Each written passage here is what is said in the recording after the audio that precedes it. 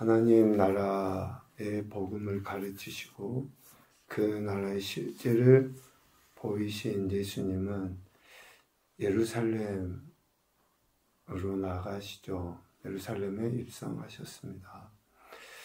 예루살렘에서 자신이 당하셔야 할 그 일을 아심에도 불구하고 나가신 거예요.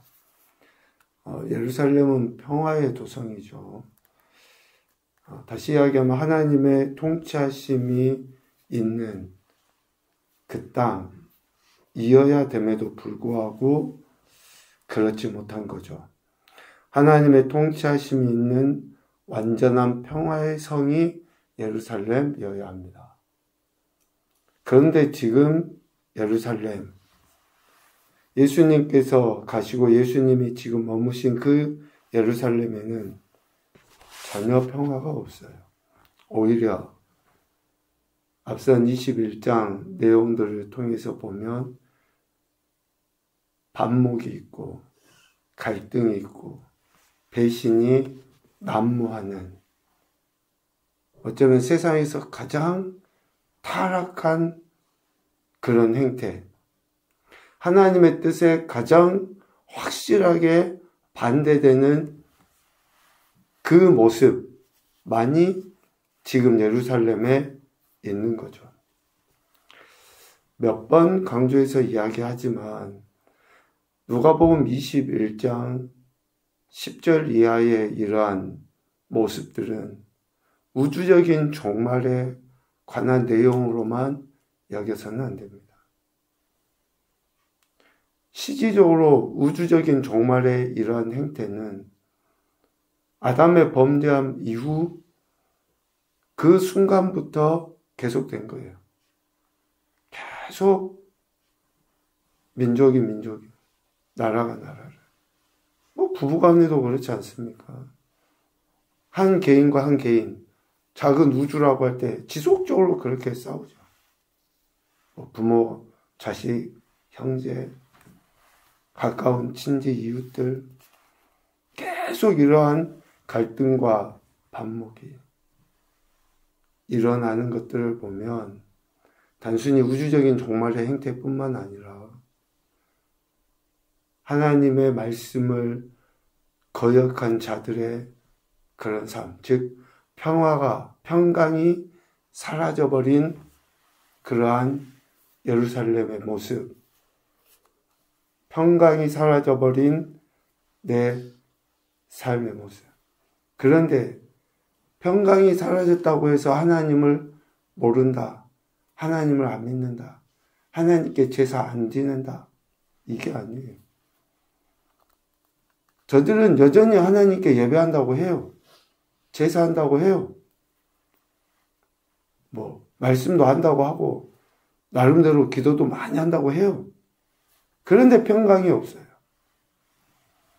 평강이 없다고 하는 그 말의 의미 속에는 여전히 이러한 갈등, 불신, 배신이 난무하는 세상에서 가장 타락한 그러한 행태의 모습이라는 거죠. 예수님은 이러한 예루살렘의 모습을 보시면서 제자들에게 몇 차례 경고하시고 권면하시죠. 8절에 미혹을 받지 않도록 주의해라. 9절에 그들을 두려워하지 말아라. 그러한 일들 두려워하지 말아라. 14절 변명할 것을 미리 궁리하지 않도록 명심해라. 또 19절 인내로 너희 영혼을 얻게 될 것이다. 얻어라. 이러한 말씀들로 가르치셔요. 예루살렘의 이러한 그 행태로 인해 예루살렘은 환난을 당하게 되죠. 그 자체가 환난이지만 이러한 그 모습과 행태 때문에 하나님이 심판을 하시는 거예요. 꼭 구약 이스라엘 백성들, 이스라엘이, 북이스라엘이 멸망할 때 모습이나 남유다가 멸망할 때 모습을 보십시오. 그 자체가 불행이고 그 자체가 심판이에요. 그런데 계속 하나님이 경고하시고 말씀하셨음에도 불구하고 듣지 않으면 결국에는 어떻게 돼요? 아예 포로로 잡혀가게 되고 흔적조차 없이, 그러니까 흔적조차 없어지는 그러한 것입니다. 그런데 하나님이 하시는 이러한 그 심판은 결국 회복을 위한 거죠. 선지자들을 통해서 하시는 그 말씀의 의미가 뭐였습니까? 하나님이 이스라엘을 완전히 없애버리기 위함입니까? 아니에요. 그 심판을 통해서 회복하시기 위해서 하시는 거예요. 왜 그들을 징계하시느냐? 왜 이런 갈등과 반목이 계속 평화의 도성이어야 예루살렘에 있느냐? 하나님께서 그것을 통해서 그들을 회복하시기 위함이라는 거죠. 성경 전체를 통해서 우리는 이 교훈을 얻을 수 있어요. 하나님께서 왜 택하신 백성에 대해서 그냥 눈찌끔 감아주면, 모른 척 해주면 그냥 넘어갈 수도 있는데 왜 하나님이 그렇게 하지 아니하시고 자꾸 사소한 것 하나라도 그들이 죄와 타협하지 않고 정결해지도록 왜 자꾸 하나님 말씀하시는가? 우리 인간의 입장에서는 지겨울 정도로 왜 하나님이 자꾸 하라 하지 마라 라고 이야기하시는가? 그냥 좀 내버려 두면 어쩌면 우리 지금 부모 세대인 우리가 우리 자녀들이 신앙생활을 제대로 하지 않으면 그래 언젠가 하나님이 또 기회 주셔서 하시겠지 라고 하는 그냥 막연한 기대를 하는 것과 같이 좀 하나님이 내 삶이나 지금 이 세대를 좀 그대로 내버려 두시면 언젠가는 잘할 텐데 왜 하나님이 소위 지겹도록 이렇게 잔소리를 하실까? 절대적인 하나님의 속성이신 사랑 때문에 그래요. 사랑 때문에. 그 사랑의 근거에서. 그런데 사랑에는 반드시 공의가 따라요. 공의. 사랑하니까 매를 드시는 거예요. 사랑하시니까. 그래서 하나님의 택함받은 백성은 하나님의 사랑을 아는 자들은 매 맞는 것을 당연한 것으로 여겨야 되고 그래서 그것을 통해서 돌이키는 것이 단 1초라도 먼저 돌이키는 것이 복이라는 것을 알게 돼요. 그래서 선지자들을 통해서 결론적으로 그 이야기잖아요. 돌아와라. 돌이켜라. 회개해라. 그런 이야기 아닙니까? 하나님의 도성, 하나님을 섬기고 하나님의 뜻에 순종함으로 하나님 주신 평화를 누리며 살아야 될 그 땅이 또 그 택함받은 백성이 평화 없이 살아가는 평화를 알지 못하는 그러한 것은 가장 비극적인 일이다. 가장 비참하다라는 것을 이야기해요. 그래서 20절 예루살렘이 군대들에게 에워싸이게 돼요. 악한 세력들.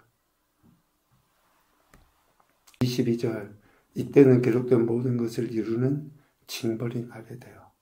그러니까 그냥 단순히 마음의 평강 정도의 문제가 아니라 이제 실제적으로 삶이 어그러져 버려요. 우리 개인의 영적인 상태도 이런 것들을 통해서 진단해 볼 수 있어요. 내가 왜 요즘에 기쁨이, 평안이 사라졌지? 왜 감사가 사라졌지? 입술로는 구원받았다고 이야기하는데 왜 내 안에 구원의 은혜나 그런 그 감격이 없지? 처음에 구원받았을 때 그 말할 수 없는 희열이라는 게 있잖아요. 나사 한두 개 빠진 사람처럼 상황은, 환경은, 형편은 좋지 않는데도 막 실실 웃으면서 뭔가 나도 모르게 그런 기쁨들이 있었잖아요. 근데 5년, 10년, 20년 이렇게 신앙생활 쭉 해가면서 그런 기쁨은 사라져. 감사 안 하는 것도 아니고 뭐 내가 예배 안 드리는 것도 아니고 한다고 하는데 그 희락이 사라져버려. 이거는 우리 개인도 평화의 도성인 예루살렘, 내가 예루살렘이라고 하는 그러한 그 정체성.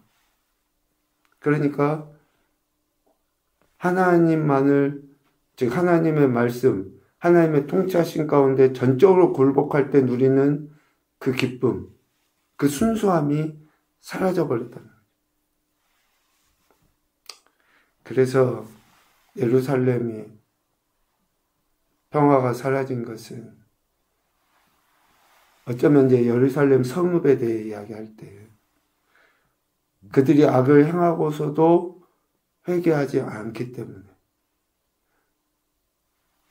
하나님의 사랑을 알면서 하나님의 사랑에 대해 오히려 우리가 그것을 자만하고 있음으로 인해 회개하지 않을 때 진짜 평화가 사라져버리는 거죠.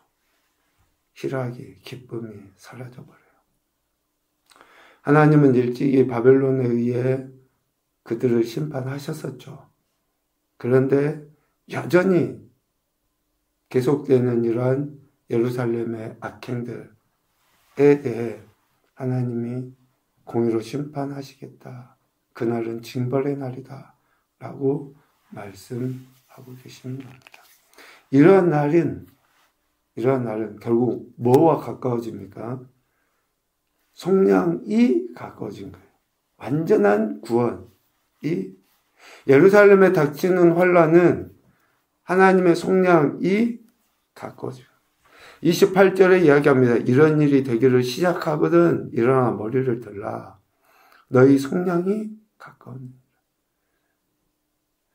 구약 이스라엘 백성들에게 하나님이 선지자를 통해서 하셨던 이야기가 그거잖아요. 주변에 강대국들을 하나님 심판하신다고 이야기해요. 그 강대국들을 심판하시는 것은 결국 뭡니까? 이스라엘을 회복해요.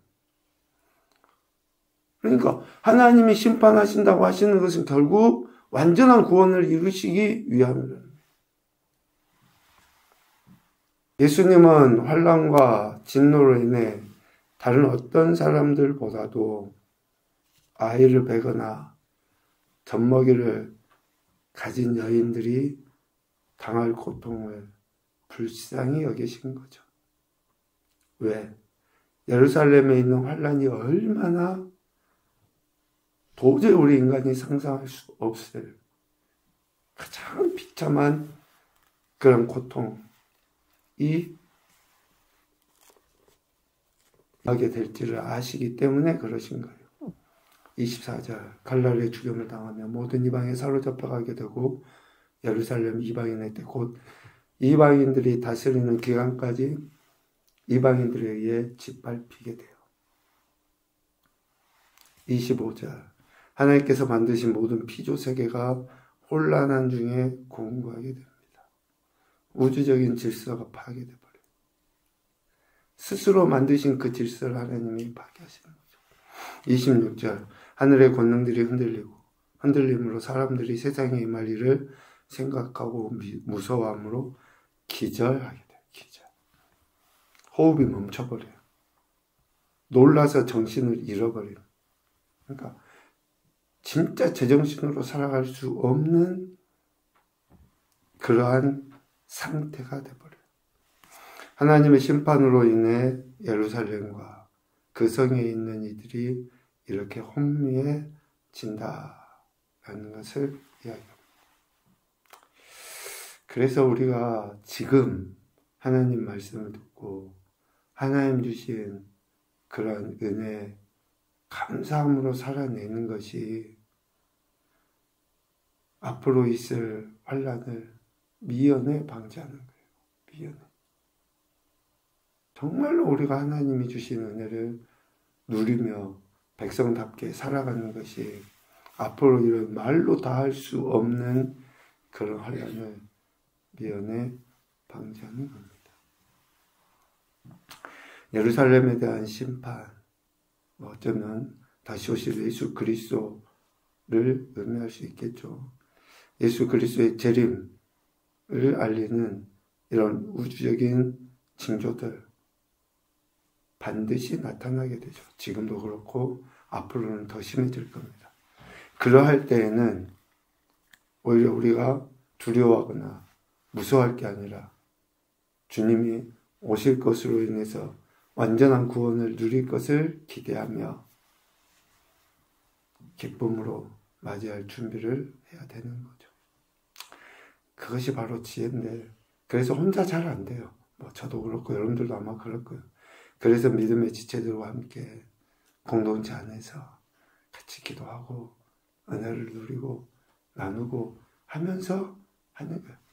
나 혼자면 쓰러지니까. 그래서 같이 이렇게 기도도 하고 또 예배도 드리고 하는 것 아닙니까? 그렇게 할 때 진정한 속량, 구원의 은혜가 우리에게 주어지리라고 확신을 합니다.